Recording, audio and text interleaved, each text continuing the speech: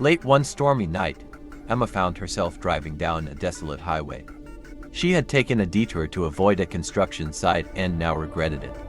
The rain pounded against her windshield, making visibility nearly impossible. The only light came from her headlights, cutting through the darkness ahead. As she drove, the scenery changed from the familiar urban landscape to eerie, shadowy trees lining the road. There were no other cars in sight, and the silence was palpable except for the sound of rain and her car's tires splashing through puddles. After a while, she spotted a flickering light in the distance. Thinking it might be a rest stop or a gas station, she felt a surge of hope. Emma's phone had lost signal long ago, and she was running low on gas. As she approached, she noticed a worn wooden sign that read Exit 34, Welcome to Millstone. Feeling a mix of relief and trepidation, she took the exit. The road narrowed, and the light grew brighter, revealing a small, dimly lit diner. Its neon sign buzzed ominously, open 24 hours. As she parked, Emma noticed the place seemed oddly deserted. She stepped inside, greeted by a musty smell and the sound of a lone radio playing an old country tune. An elderly waitress stood behind the counter, her face lined with years of worry. "Can I help you, dear?" the waitress asked, her voice shaky. "Just some coffee, please. And maybe directions back to the highway." Emma replied, trying to shake off the uneasy feeling creeping in. The waitress poured the coffee and stared at Emma, her eyes wide. "You shouldn't be out there at this time. You're not from around here, are you?" Emma shook her head. "Just passing through. I got lost." "You should leave soon," the waitress whispered, glancing towards the window. "There are things out there, things that shouldn't be seen." Emma's heart raced as she glanced outside. The rain had intensified, and the wind howled, shaking the diner. "What do you mean? Is there something out there?" The waitress leaned closer, her voice barely above a whisper. "People who take this exit, they don't come back. It's a trap. You can't trust the road." Chills ran down Emma's spine. She dismissed the warnings as small-town superstition, but unease settled in her stomach. She paid for the coffee and decided to leave. As she stepped outside, the storm had worsened. The diner's light flickered ominously behind her, but she focused on her car, the only refuge from the growing darkness. As she got in and started the engine, she glanced in her rearview mirror, only to see the waitress standing at the diner door, her expression unreadable. Emma turned back to the road and drove away, the rain hitting the windshield like angry fists. But as she drove, the trees grew denser, and the road twisted unnaturally. Panic set in as she realized she had lost her sense of direction.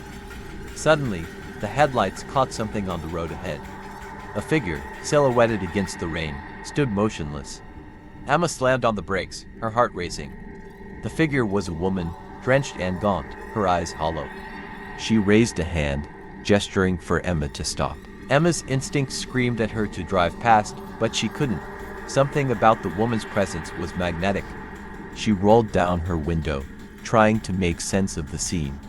"Help me," the woman croaked, her voice barely audible over the storm.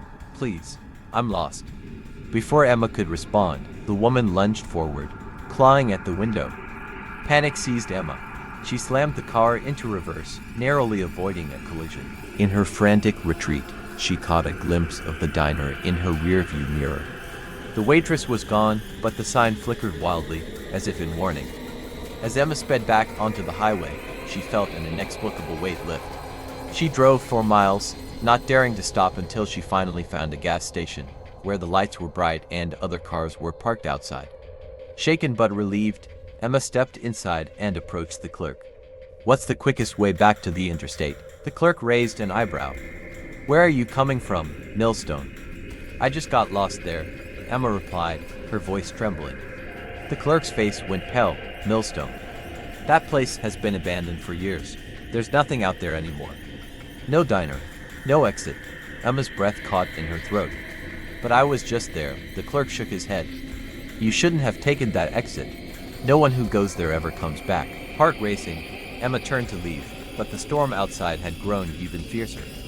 She glanced back one last time, and in the shadows of the gas station's dim light, she could have sworn she saw a gaunt figure watching her from the parking lot. And just like that, she knew she had escaped something truly sinister, but at what cost? In the late 1990s, a young couple, Mark and Sarah, were driving home from a weekend getaway. They had taken Highway 21, a long stretch of road known for its eerie history. It was said that the highway had been the site of numerous accidents over the years, some of them fatal. Locals whispered about a ghost that haunted the stretch, often appearing to drivers in distress. As they drove under the dim glow of their headlights, rain began to fall, creating a thick mist that clung to the pavement.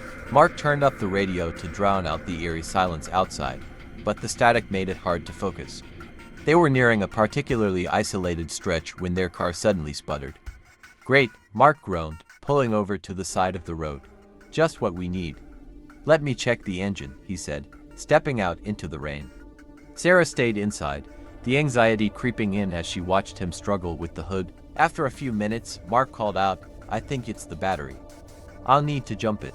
He rummaged through the trunk for the cables, but there was no one around to help.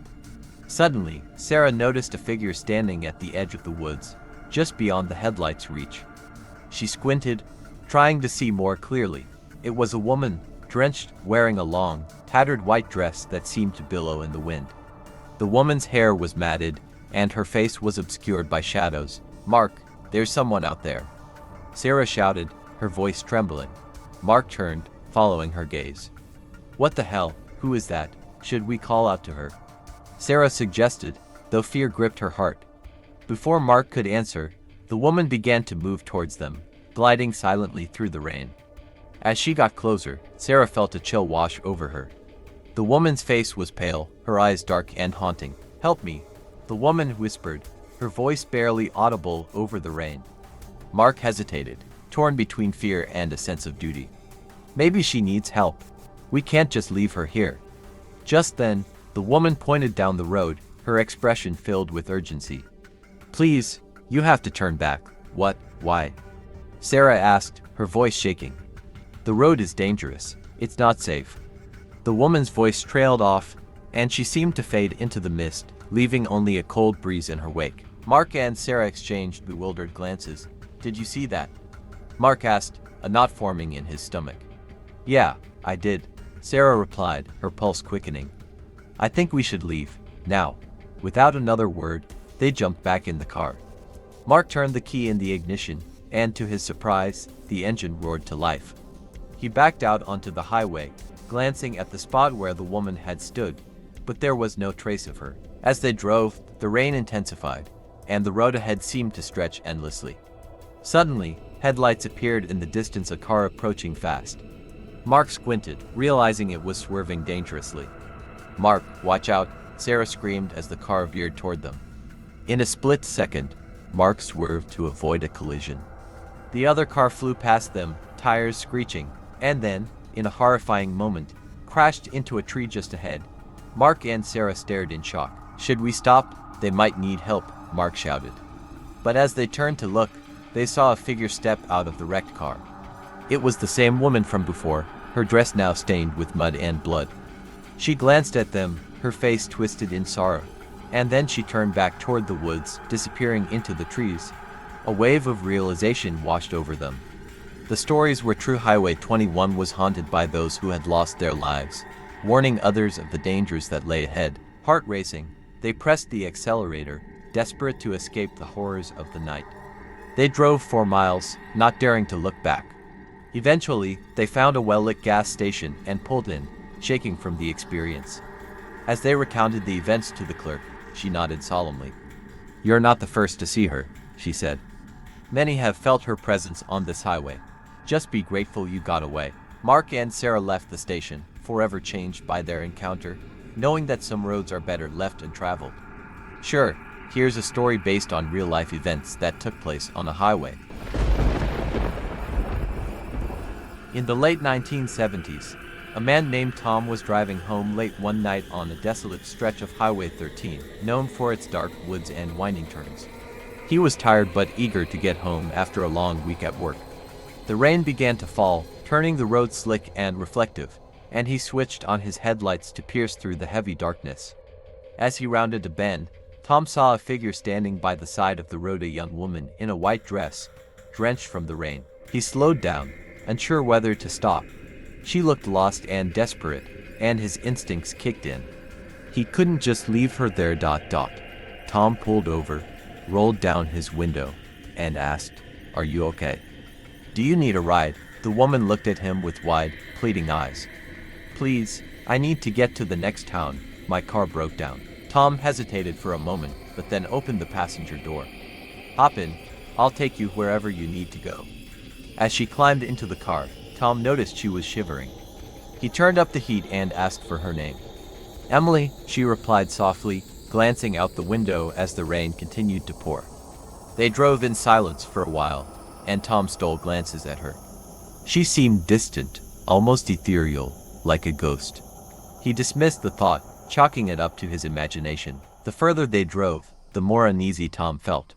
He could barely see a few feet ahead, and the rain began to let up, but the tension in the air thickened. "Emily, are you sure you're okay? You look pale." Before she could respond, Tom noticed something out of the corner of his eye, a sign for the town, but it was much further than he expected. "I think we've gone too far," he said, gripping the steering wheel tighter. Suddenly, Emily pointed ahead, stopped the car. Tom hit the brakes, skidding slightly on the wet road. "What's wrong?" But Emily was already gone. He turned to the passenger seat, and she had vanished into thin air.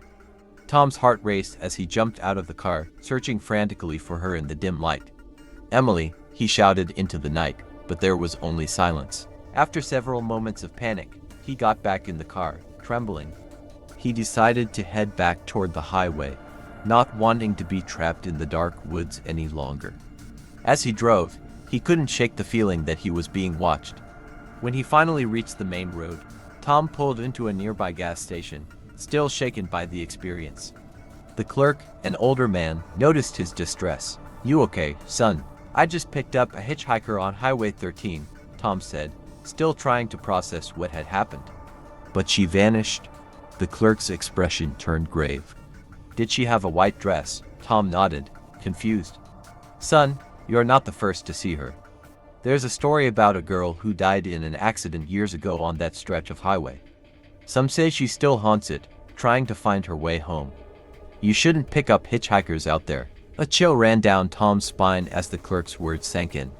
He realized he had encountered something far more sinister than he could have imagined, a tragic reminder of a lost soul trapped in an endless search. That night, Tom left the gas station, forever haunted by the memory of Emily, the vanishing hitchhiker, and the darkness that lingers on Highway 13. Alright everyone, that brings us to the end of our story. If you enjoyed this video and would like to see more content like this, don't forget to hit the like button and subscribe to our channel. And if you have similar stories you'd like to share with us, feel free to reach out. Thank you for watching, and until next time, take care.